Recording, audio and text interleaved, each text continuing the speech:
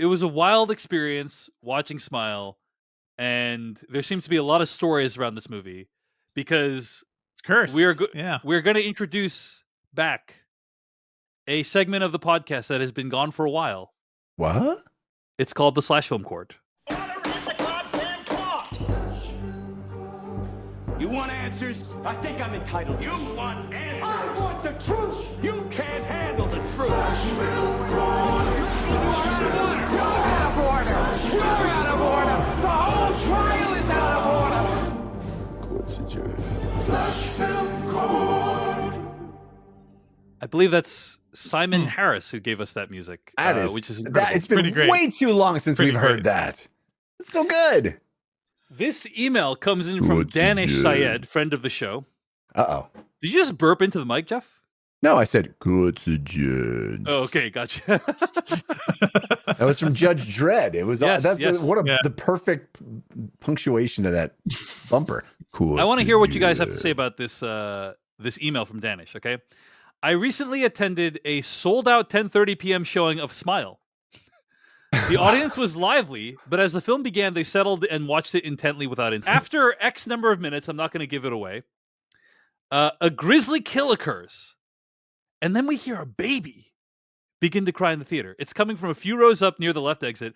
I've experienced this a couple times before. Some desperate and inconsiderate parents decide to bring their baby to a movie because they can't or won't get a babysitter. People around me start quietly grumbling. The crying continues, and I can see some shuffling, but it's not clear what they're doing. Are they leaving? Nobody says anything. You could feel the theater getting impatient. Another minute passes. Through the pained wails, we suddenly hear the sound of a very young child pleading, "I don't want to watch this." Turns out it wasn't a crying baby throwing a fit at meaningless sound and vision. Rather, it was the sound of a preschooler getting scarred for life by the bloody images of human death. Oh, wow. God. The father finally gets up and takes the child in his arms, and I can see the boy's tiny body clinging to his father as he's carried out. He could not have been more than 3 or 4 years old. The theater is stunned.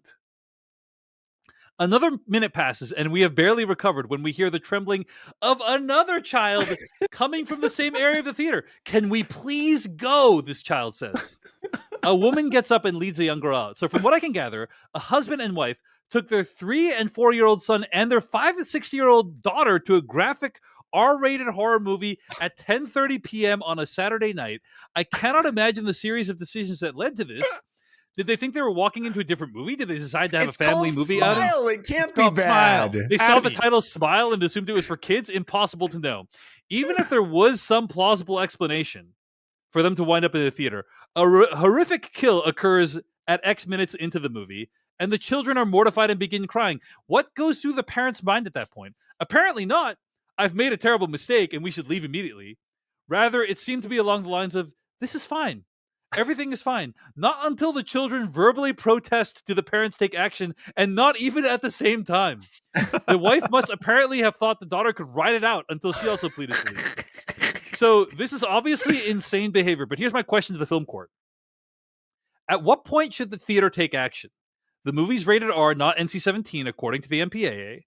Children under 17 must be accompanied by a parent or guardian over the age of 21. Did the box office say anything when they bought the tickets, or the usher scanning the barcode, or even this is not a law, people. Even the app when they presumably choose 2 adults and 2 children for the tickets? I feel like multiple things went wrong for this to happen. In conclusion, last weekend I went to the theater and saw a young child traumatized by the actions of their parent, only to never get over it and be haunted by the manifestation of that trauma as an adult. But enough about the actual child I saw in the theater during a showing of Smile. Boom goes the long-lasting mental and emotional damage. End quote. By the way, he was referring to the plot of Smile, FYI. So, what say you, Devindra? I think you have good commentary on this already, which is that there is no law. There is no law. This is lawless land. This is the Thunderdome. It's all a recommendation. Some theaters are stricter about it. I cannot imagine a theater being like, this child is not allowed into this horror movie, because this is America and we willingly let our kids go into schools while a pandemic is still raging, and nobody cares. It's all about personal choice. I can't imagine that being the thing. I can't imagine the theater doing it. I can't imagine somebody being like, "Hey, get that kid out of here." Like that's an audience thing. That's the the Spider-Man New York City crowd taking care of their people. So the will of the mob.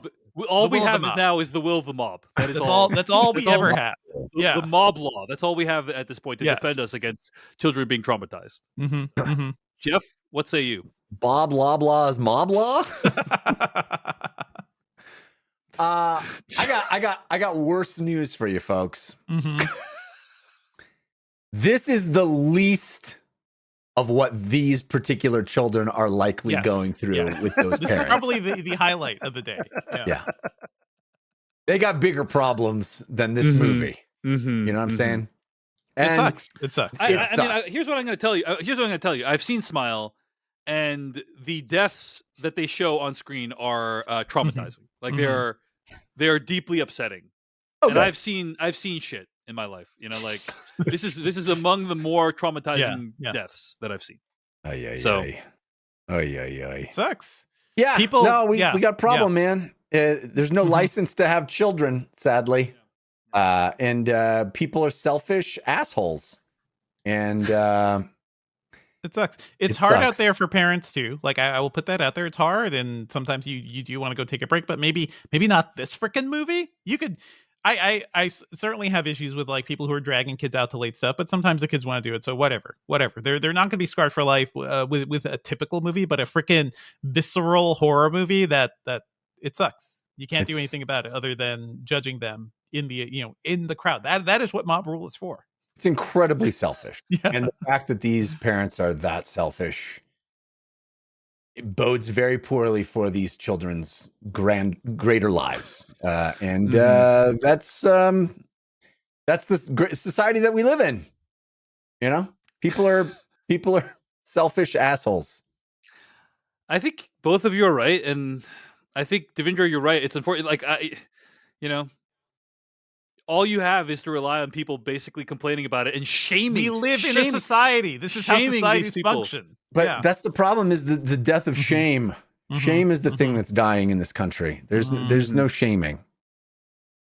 It's sad. I don't know about that. I think these people probably could have been shamed out of theirs. Like if everyone protested, they probably could have been shamed. Like people would have been sure. There's a kid here. Like the kid doesn't want to see. If the kid had just kept being like, I don't want to watch it, Daddy. They would have been like, this sold out crowd would have probably shamed these people out of the theater. I think after a certain point, if you see something like that, you can actually go to the theater people and be like, hey, this is this is not cool. It's disruptive and not, perhaps not great for this kid. So if you don't want to rely on mob rule, this is another situation where you can get up and actually tell, theaters have people to get disruptive people out of screenings too. It's incredibly depressing. That email.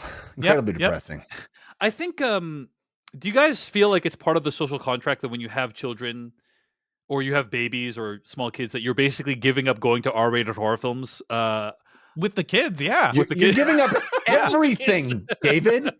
That's the least of what you're giving up. You give up everything. Free time, sleep, know. Yeah. You don't get to do things or have thoughts or joy. But this whole thing gets into the realm of judging parents and what they do and how you do that in a society. It's tough. That is super tough. I've been in that situation, and certainly like I do remember there's a lot of things going on. You don't know what a parent is going through, and it's hard to judge people. But sometimes I think like that was one thing I appreciate about New York is like in the end, like if you're in a city and not a suburb, right, you're used to being around people and taking care of each other in a certain sense. I do remember one time just a 3-year-old was wandering the sidewalk in front of an ice cream shop, and nobody knew where the parents were, so everybody just stopped and was like, okay, we're gonna wait here with this kid until we figure out who it is. And then the parent was inside and didn't know that 3-year-old was like outside for like 4 or 5 minutes, so then you just get the kid back there and you silently are mad at that parent, but that's all you can do. I've heard there's a thing where like parents are leaving their kids at GameStop for like hours. That's not new. That's literally anybody who grew up near a mall, like when you're young, you're just like you're free reign on the mall, right? You're just wandering everywhere. Yeah. I think maybe that's what an arcade was when I was. That's what it was. You got $5 worth of quarters, You better make them last 4 hours because we're not coming back until. Yeah. Mhm. I'm gonna go shopping. I'm gonna go see a movie while you hang out in the space. Yeah. We gave kids more free reign back in the day. Yeah. Yeah. Mhm. That's really what that's really what the problem is if we'd given these kids more free reign, they could have just left the kids at home to fend for themselves, Yeah. I mean, And, at 3 and 5, yes. At that's 3 and what 5, do. those kids can take care of themselves. Certainly that's what my brother and I did. It sounds like they're gonna have to, Dave. That's what they're gonna have to. But no, I was a latchkey kid. Like, so by Yeah, the me time too. I was 8 or 9, like I was getting home, I was bringing my brother, who's 5 years younger than me. I was bringing him home, from kindergarten and stuff. So You were watching And- you yeah. were watching the original Halloween movie together, like instead of Yeah. Halloween Ends with them. So we're watching the original Halloween.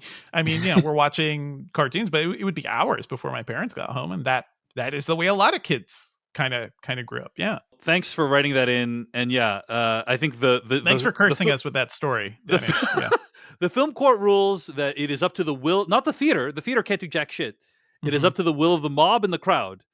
So when you see parents bringing, I once saw a parent bring like a baby into a horror film. That's actually more okay because the baby doesn't even know what's going The baby on. will not remember, but they will Right. be disruptive, probably. Right, Yeah. right.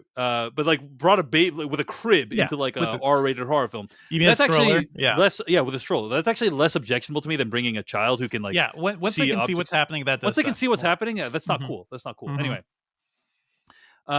next time you see a parent bringing in a child into an R-rated film, and if you feel safe to do so, shame them, and make sure that kid is not how, smart. how, enough. Fundamentally- how? Yeah. I fundamentally don't understand people with a 3 and a 4-year-old going, what I would like to see? A horror What the movie. What the kids would like. What the kids would enjoy. No.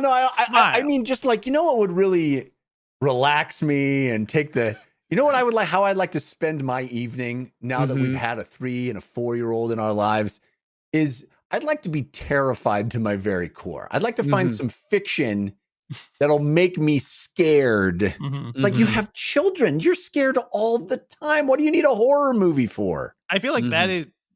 I mean, for a lot of people, that is the function of horror movies. It is a hellscape that takes you away from your current hellscape. I agree. So, I agree. yeah. Actually, that It's the old punch me in the nuts. If I slam my hand on the car door, kick me in the nuts, and I won't think about my hand in the car door anymore. It could be worse. right. It's like, It could hey, be my worse. problems could be like the Sosie Bacon's character's problems in Smile. Could be experiencing what that person's experiencing. So. Did we mention the marketing in Smile last week? I forget, but Yeah, you did. You talked we about talked about that. it. Yeah, That was fun. More of that. I feel like this movie is genuinely cursed. The more of these stories we're hearing, that's I mean, fun. when you say cursed, the movie made 22 million. It's a smash hit success. Yeah. It is also crumbling the fabric of society around it to make that money. That's what's happening. It's like a black hole. It's making a ton of money, but at what cost, David? At what cost? Wow, for the first time ever, something that has money is got problems. Wow, who would have ever thought? That was a clip from the Filmcast After Dark. To get access to the whole episode, go to patreon.com/filmpodcast. You can sign up for ad-free episodes as well as exclusive After Darks. You can find the regular podcast at thefilmcast.com. And of course, like and subscribe for more videos like this one. Thanks for watching.